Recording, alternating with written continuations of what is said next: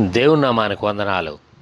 Doctor ఫెరిసపాల్ గారు రాసిన శాశ్వత సత్యము పుస్తకము నుండి మీరు వింటూ ఉన్నారు.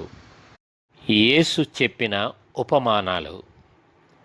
అందరికీ అర్థమయ్యేందుకు యేసు ఉపమానముల రీతిగా బోధించాడు. విత్తువాని ఉపమానం.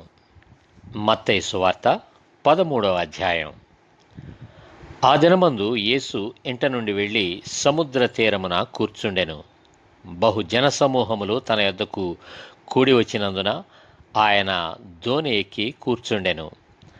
ఆ జనులందరూ ధరిని నిలిచి ఉండగా ఆయన వారిని చూచి చాలా సంగతులను ఉపమాన రీతిగా చెప్పెను.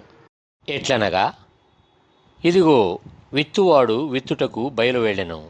వాడు విత్తుచుండగా కొన్ని విత్తనములు త్రోవ ప్రక్కను పడెను. పక్షులు వచ్చి వాటిని మ్రింగివేసెను. కొన్ని చాలా మన్ను లేని రాతి నేలను పడెను. అక్కడ మన్ను లోతుగా ఉండనందున అవి వెంటనే మొలిచెను గాని సూర్యుడు ఉదయించినప్పుడు అవి మాడి వేరు లేనందున ఎండిపోయెను. కొన్ని ముండ్ల పొదలలో పడెను. ముండ్ల పొదలు ఎదిగి వాటిని అణచివేసెను. కొన్ని మంచి నేలను పడి ఒకటి 100 ఒకటి 60 ఒకటి 30 ఫలించెను.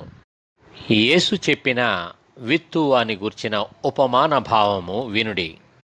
ఎవడైనను రాజ్యమును గూర్చిన వాక్యము వినియు గ్రహింపకయుండగా దుష్టుడు వచ్చి వాని హృదయములో విత్తబడిన దానిని ఎత్తుకుని పోవును. త్రోవ ప్రక్కను విత్తబడిన వాడు వీడే. రాతి నేలను విత్తబడినవాడు వాక్యము విని వెంటనే సంతోషముతో దానిని అంగీకరించువాడు. అయితే అతనిలో వేరు లేనందున అతడు కొంతకాలము నిలుచును గాని వాక్యము నిమిత్తము శ్రమ అయినను హింస అయినను కలుగగానే అభ్యంతరపడును.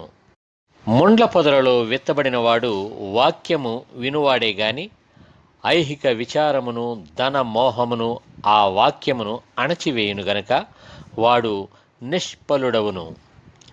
మంచినేలను విత్తబడినవాడు వాక్యము విని గ్రహించువాడు.